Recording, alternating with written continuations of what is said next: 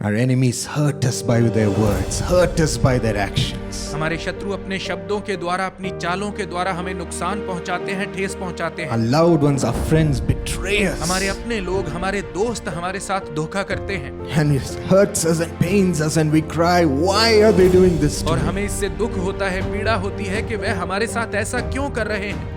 Lord, I can't bear it. प्रभु, मैं इससे सहन नहीं कर सकता। If you say the Lord is my refuge, यदि आप कहें कि यहोवा मेरा शरण स्थान है, if you say I will stay in his shadow, यदि आप कहें कि मैं उसकी छाया में बना रहूंगा, no harm from then can overcome and overtake you. तो कोई दुख आप पर नहीं आ सकता, No disaster will befall you. कोई विपत्ति आप पर नहीं आ सकती And you will only see with your eyes the punishment of the wicked. और आप अपनी आंखों से दुष्ट के दंड को, उसके अंत को देखेंगे।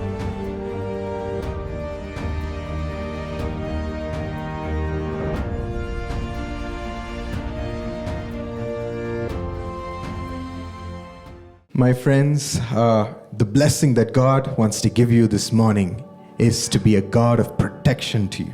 मेरे दोस्तों, आज की सुबह परमेश्वर जो आशीष आपको देना चाहता है वो यह है कि वह आपके लिए सुरक्षा का परमेश्वर He हो। wants to be a protector. वह आपका रक्षक बनना चाहता है। Psalm 91:1 we read, भजन संहिता 91 उसके 1 पद में हम पढ़ते हैं, Whoever dwells in the shelter of the Most High जो परम प्रधान के छाए हुए स्थान में बैठा shall रहे, rest in the shadow of the Almighty. वह सर्वशक्तिमान की छाया में ठिकाना पाएगा। Whoever dwells in the shelter of the Most High जो परम प्रधान के छाए हुए स्थान में बैठा is रहे, going to make you rest in the shadow of the Almighty. वह आपको परम प्रधान की छाया में आराम प्रदान करेगा। Truly, you're going to sleep in the shadow of the Almighty. आप वास्तव में सर्वशक्तिमान परमेश्वर की छाया में सोएंगे। So much rest. इतना आराम वह आपको प्रदान करेगा And He's going to protect you in His shadow. और वह आपको अपनी छाया में सुरक्षित रखेगा। What does that mean?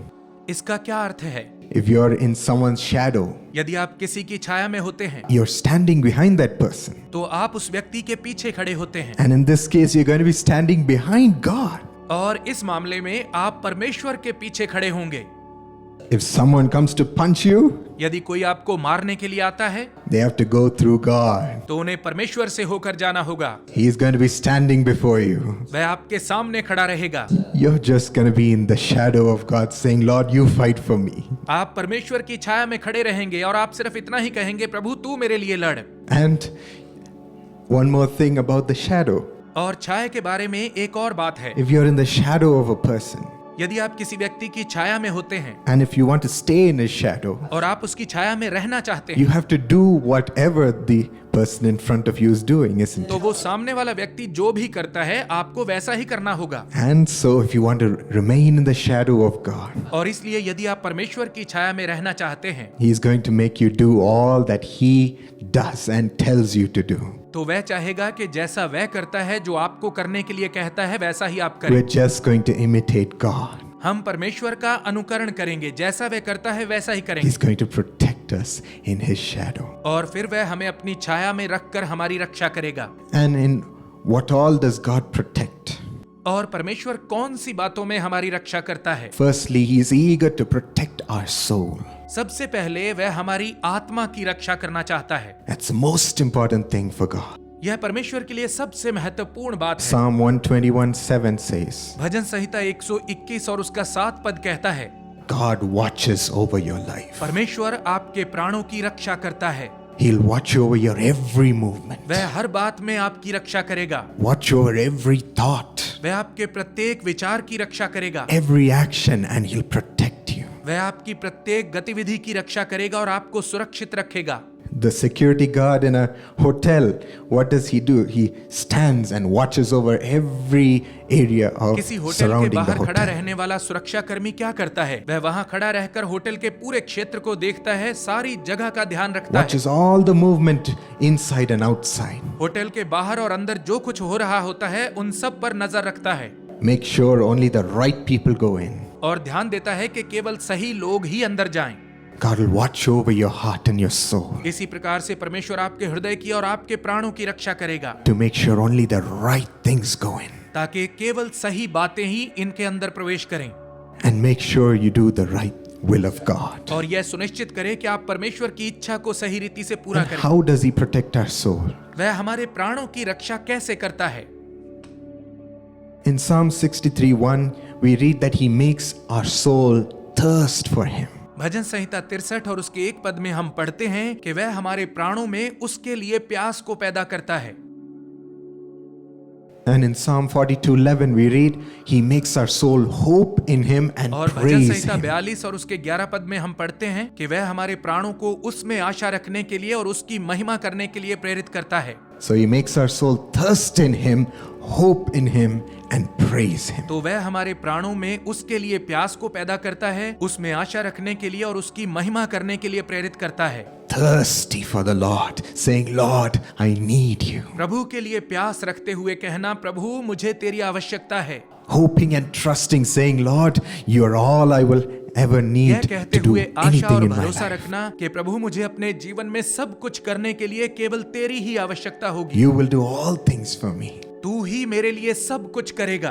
But unfortunately, we lose this protection when our soul longs for something else. लेकिन दुख की बात है कि जब हमारे प्राण परमेश्वर को छोड़कर दूसरी बातों के लिए लालायित हो जाते हैं तो हमारी सुरक्षा जाती रहती है। Matthew 16:26 says, मत्ती 16 अध्याय उसका 26 पद यह बताता है, What shall it profit a man इससे मनुष्य को क्या लाभ for है him to gain the whole world, but to lose his soul? कि वह सारे संसार को प्राप्त कर ले लेकिन अपने प्राणों की हानि उठाए।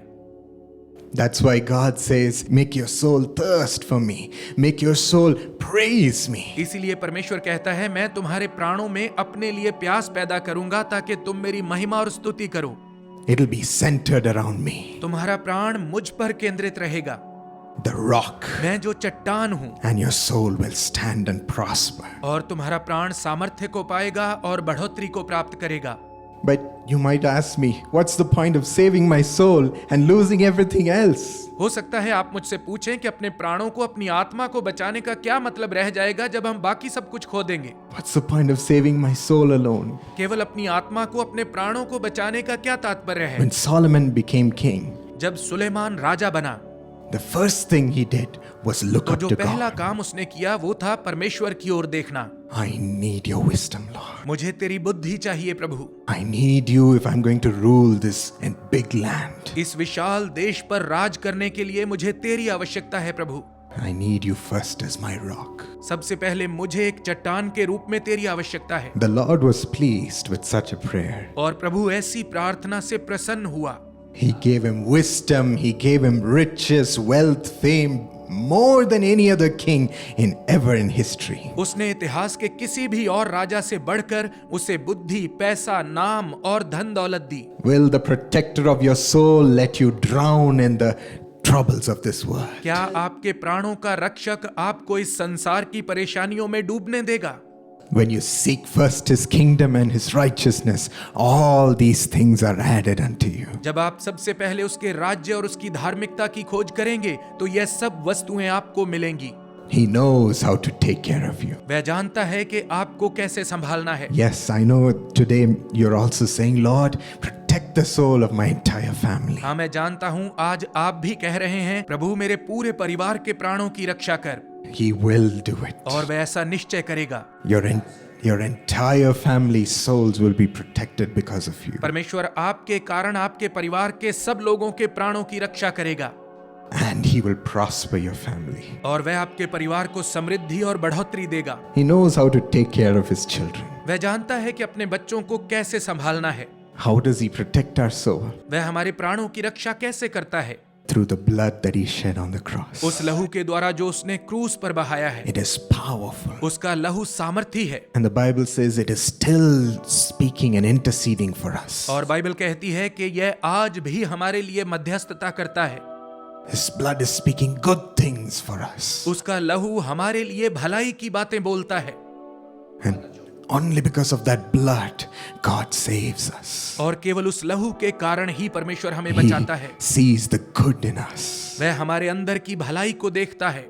as the blood speaks good about us. जब उसका लहू हमारे बारे में भली बातें बोलता है। He shed his blood to protect and rescue our soul. उसने अपना लहू इसीलिए बहाया है ताकि हमारे प्राणों की रक्षा करे और इन्हें बचाए। And in Psalm 62:1, beautifully the verse says, "My soul finds rest in और God." भजन संहिता 62 उसके एक पद में बहुत ही सुंदर ढंग से कहा गया है, मेरा प्राण परमेश्वर में आराम पाता है। It finds rest in the shadow of the Almighty.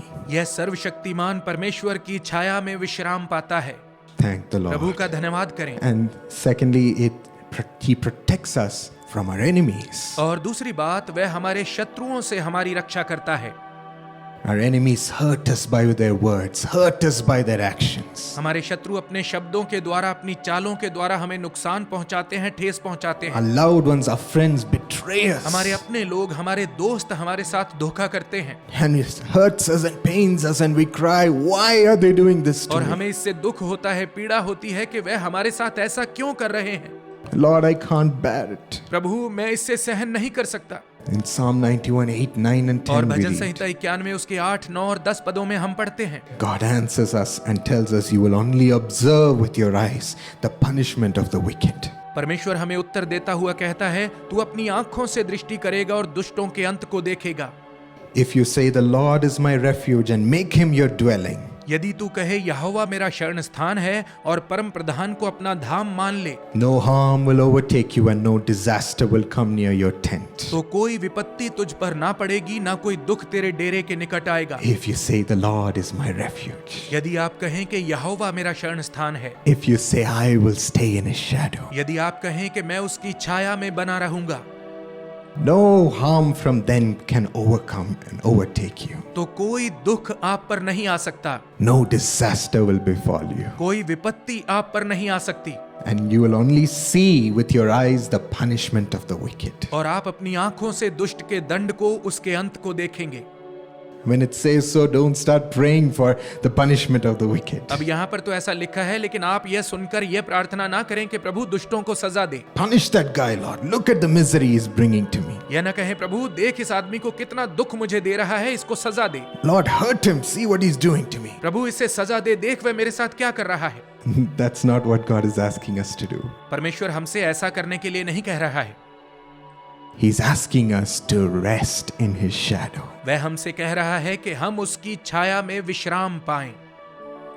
Just relax. बस आप निश्चिंत हो जाएं, Just rest. बस आराम करें, And a great peace will come and fill us. और एक महान शांति हमारे मनों में भर जाएगी। What do I mean by shadow? It's his presence. उसकी छाया का क्या मतलब है? इसका मतलब है उसकी उपस्थिति। He covers us under his wings and we find great refuge. वह हमें अपने पंखों की छाया में ढांप लेता है और हमें एक महान शरण And स्थान when we मिलता है। rest in his shadow, our battle is और fought. जब हम उसकी छाया में विश्राम पाते हैं, तो वही है जो हमारे लिए हमारे युद्ध लड़ता है। That's all we need to do. हमें केवल इतना ही करने की आवश्यकता है। If you do that, it's a win for you. यदि आप ऐसा करते हैं तो निश्चय आप विजय को पाएंगे, Because it's not easy at all. क्योंकि यह करना कदापि आसान नहीं है।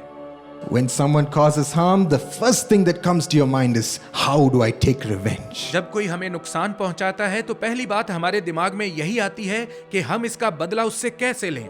And anger comes saying, how can he do this to me? और हमारे अंदर क्रोध भर जाता है कि वह हमारे साथ ऐसा कैसे कर सकता It's है। hard to shift our eyes to the Lord and say, I will rest in your presence. अपनी दृष्टि को प्रभु पर लगाना और यह कहना कठिन हो जाता है कि प्रभु मैं तेरी उपस्थिति में विश्राम पाऊंगा। But today God says, I will help you rest in my presence. परंतु आज परमेश्वर कह रहा है कि मैं तेरी सहायता करूंगा कि तू मेरी उपस्थिति में विश्राम पाए। All we need to do is, और हमें केवल इतना ही करने की आवश्यकता है। come on guys, what do we need to do? बोले भाइयों कि हमें क्या करने की आवश्यकता है? Rest विश्राम पाएं in his shadow. उसकी छाया में, Rest in his shadow. उसकी छाया में विश्राम पाएं। Psalm 23:4, the psalmist says, even though I walk through the valley of the shadow bhajan of Samhita 23 death. उसके 4 पद में भजनकार कहता है, चाहे मैं मृत्यु की छाया की घाटी में से होकर चलूं। Death also has a shadow. मृत्यु की भी एक छाया है।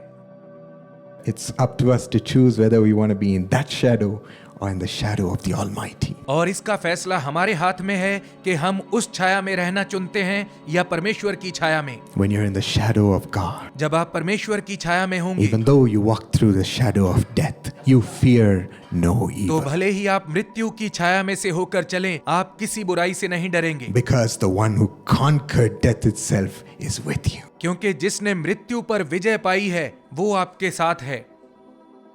Isn't it wonderful how God protects us क्या ये अद्भुत नहीं है कि परमेश्वर कैसे हमारी सुरक्षा करता है and gives us such a wonderful life with the और protector? सुरक्षा करने वाले के साथ हमें एक अद्भुत जीवन प्रदान करता है Resting in his shadow and singing all day long. और हम उसकी छाया में विश्राम पाते हैं और सारा दिन आनंद के गीत गाते हैं।